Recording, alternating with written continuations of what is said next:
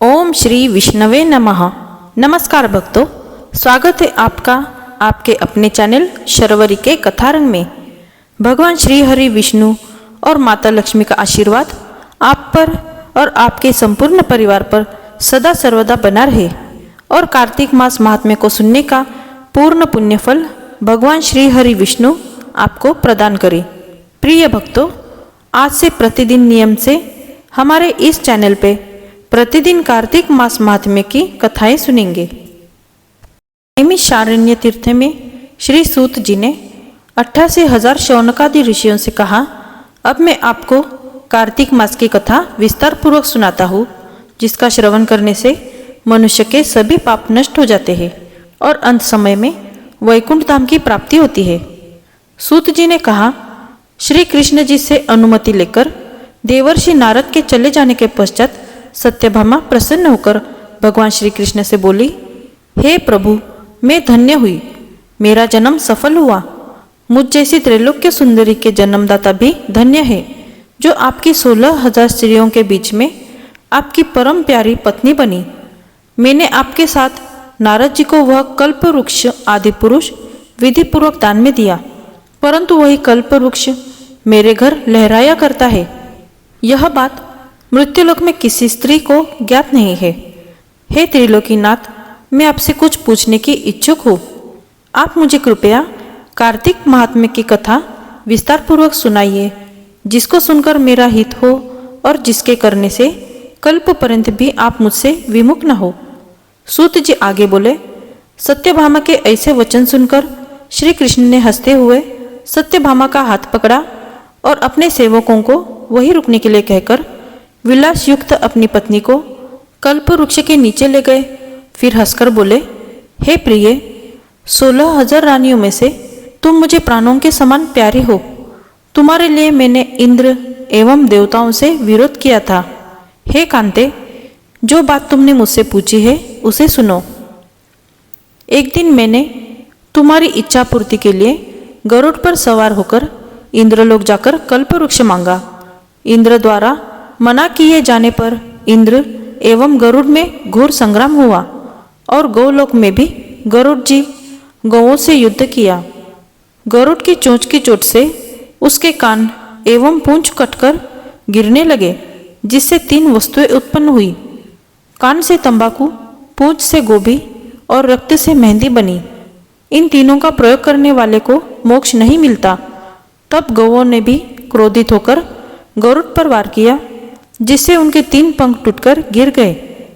इनके पहले पंख से नीलकंठ, दूसरे से मोर और तीसरे से चकवा चकवी उत्पन्न हुए। हे प्रिय, इन तीनों का दर्शन करने मात्र से ही शुभ फल प्राप्त हो जाता है। यह सुनकर सत्यभामा ने कहा, हे प्रभु, कृपया मुझे मेरे पूर्व जन्मों के विषय में बताइए कि मैंने पूर्व जन्म में कौन कौन से दान, व्रत व जप नहीं किए हैं। मेरा स्वभाव कैसा था, मेरे जन्मदाता कौन थे और मुझे मृत्युलोक में जन्म क्यों लेना पड़ा। मैंने ऐसा कौन सा पुण्य कर्म किया था जिससे मैं आपकी अर्धांगिनी हुई। श्री कृष्ण ने कहा, हे प्रिय, अब मैं तुम्हारे द्वारा पूर्व जन्म में किए गए पुण्य कर्मों को विस्तार पूर्वक कहता हूँ, उसे सुनो। पूर्व समय में सतयुग के अंत में मायापुरी में अत्रि गोत्र में वेदांत का ज्ञाता देवशर्मा नामक एक ब्राह्मण निवास करता था। वह प्रतिदिन अतिथियों की सेवा, हवन और सूर्य भगवान का पूजन किया करता था। वह सूर्य के समान तेजस्वी था। वृद्धावस्था में उसे गुणवती नामक कन्या की प्राप्ति हुई। उस पुत्रहीन ब्राह्मण ने अपनी कन्या का विवाह अपने ही चंद्र नामक शिष्य के साथ कर दिया। वह चंद्र को अपने पुत्र के समान मानता था और चंद्र भी उसे अपने पिता की भांति सम्मान देता था। एक दिन वे दोनों कुश व समिधा लेने के लिए जंगल में गए। जब वे हिमालय की तलहटी में भ्रमण कर रहे थे, तब उन्हें एक राक्षस आता हुआ दिखाई दिया। उस राक्षस को देखकर भय के कारण उनके अंग शिथिल हो गए और वे वहां से भागने में भी असमर्थ हो गए। तब उस काल के समान राक्षस ने उन दोनों को मार डाला। चूंकि वे धर्मात्मा थे, इसलिए मेरे पार्षद उन्हें मेरे वैकुंठ धाम में मेरे पास ले आए। उन दोनों द्वारा आजीवन सूर्य भगवान की पूजा किए जाने के कारण मैं दोनों पर अति प्रसन्न हुआ। गणेश जी, शिव जी, सूर्य व देवी, इन सब की पूजा करने वाले मनुष्य को स्वर्ग की प्राप्ति होती है। मैं एक होता हुआ भी काल और कर्मों के भेद से 5 प्रकार का होता हूँ। जैसे एक देवदत्त, पिता, भ्राता आदि नामों से पुकारा जाता है। जब वे दोनों विमान पर आरूढ़ होकर सूर्य के समान तेजस्वी, रूपवान, चंदन की माला धारण किए हुए मेरे भवन में आए तो वे दिव्य भोगों को भोगने लगे। एक दिन मैंने तुम्हारी इच्छा पूर्ति के लिए गरुड़ पर सवार होकर इंद्रलोक जाकर कल्पवृक्ष मांगा।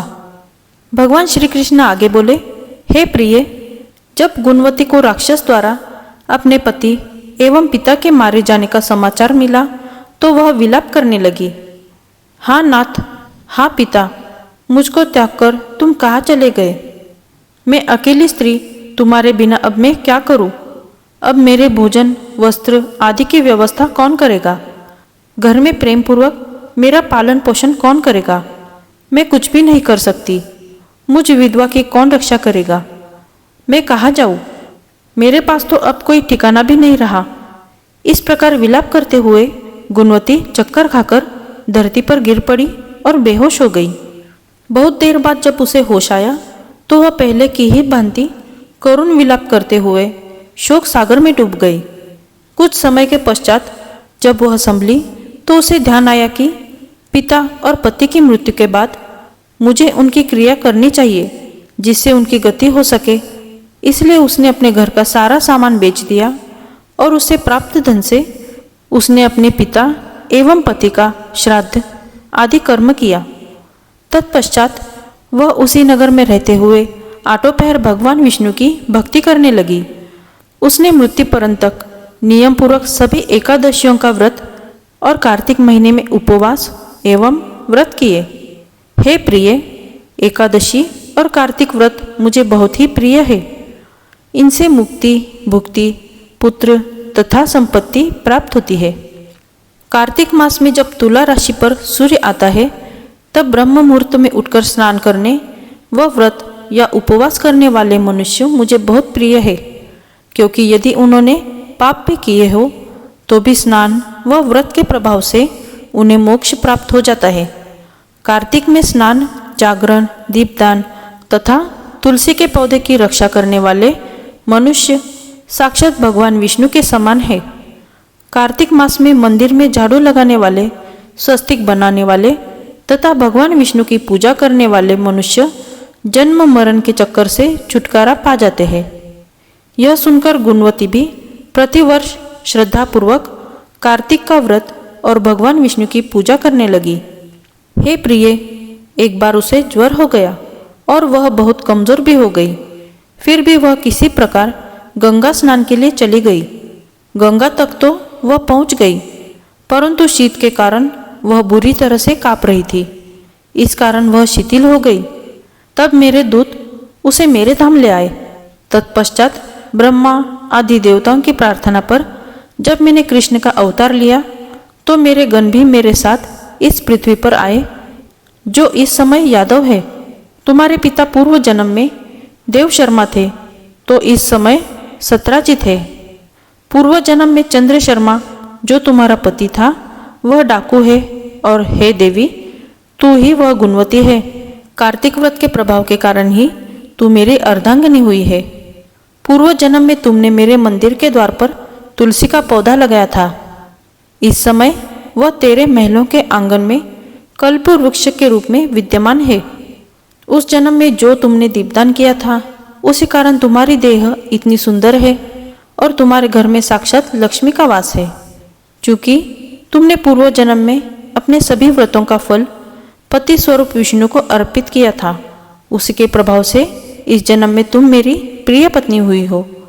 पूर्व जन्म में तुमने नियम पूर्वक जो कार्तिक मास का व्रत किया था उसी के कारण मेरा और तुम्हारा कभी वियोग नहीं होगा। इस प्रकार कार्तिक मास में व्रत आदि करने वाले मनुष्य मुझे तुम्हारे समान प्रिय है। दूसरे जप, तप, यज्ञ, दान आदि करने से प्राप्त फल कार्तिक मास में किए गए व्रत के फल से बहुत थोड़ा होता है। अर्थात कार्तिक मास के व्रतों का 16वां भाग भी नहीं होता है। इस प्रकार सत्यभामा भगवान श्री कृष्ण के मुख से अपने पूर्व जन्म के पुण्य का प्रभाव सुनकर बहुत प्रसन्न हुई। सत्यभामा ने कहा, हे प्रभु, आप तो सभी काल में व्यापक है और सभी काल आपके आगे एक समान है। फिर यह कार्तिक मास ही सभी मासों में श्रेष्ठ क्यों है? आप सब तिथियों में एकादशी और सभी मासों में कार्तिक मास को ही अपना प्रिय क्यों कहते हैं? इसका कारण बताइए। भगवान श्री कृष्ण ने कहा, हे भामिनी, तुमने बहुत अच्छा प्रश्न किया है। मैं तुम्हें इसका उत्तर देता हूँ, ध्यानपूर्वक सुनो। इसी प्रकार एक बार महाराज बेन के पुत्र राजा पृथु ने प्रश्न के उत्तर में देवर्षि नारद से प्रश्न किया था और जिसका उत्तर देते हुए नारद जी ने उसे कार्तिक मास की महिमा बताते हुए कहा, हे राजन, एक समय शंख नाम का एक राक्षस बहुत बलवान एवं अत्याचारी हो गया था। उसके अत्याचारों से तीनों लोकों में त्राही त्राही मच गई। उस शंखासुर ने स्वर्ग में निवास करने वाले देवताओं पर विजय प्राप्त कर इंद्रादि देवताओं एवं लोकपालों के अधिकारों को छीन लिया। उसे भयभीत होकर समस्त देवता अपने परिवार के सदस्यों के साथ सुमेरु पर्वत की गुफाओं में बहुत दिनों तक छिपे रहे। तत्पश्चात वे निश्चिंत होकर सुमेरु पर्वत की गुफाओं में ही रहने लगे। उधर जब शंखासुर को इस बात का पता चला कि देवता आनंद पूर्वक सुमेरु पर्वत की गुफाओं में निवास कर रहे हैं, तो उसने सोचा कि ऐसी कोई दिव्य शक्ति अवश्य है जिसके प्रभाव से अधिकारहीन यह देवता अभी भी बलवान है। सोचते सोचते वह इस निर्णय पर पहुंचा कि वेद मंत्रों के बल के कारण ही देवता बलवान हो रहे हैं। यदि इनसे वेद छीन ले जाए तो वे बलहीन हो जाएंगे। ऐसा विचार कर शंखासुर ब्रह्मा जी के सत्यलोक से शीघ्र ही वेदों को हर लाया। उसके द्वारा ले जाए जाते हुए भय से उसके चंगुल से निकल भागे और जल में समा गए।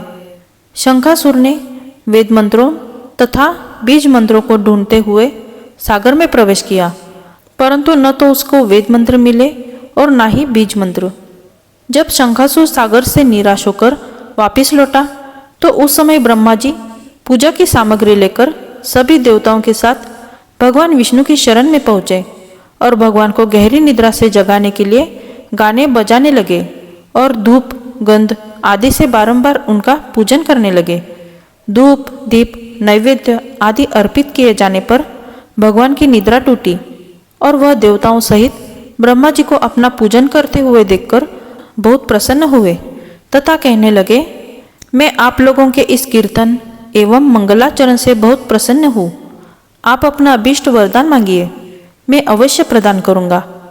जो मनुष्य अश्विन शुक्ल की एकादशी से देवोत्थान एकादशी तक ब्रह्म मुहूर्त में उठकर मेरी पूजा करेंगे, उन्हें तुम्हारी ही भांति मेरे प्रसन्न होने के कारण सुख की प्राप्ति होगी।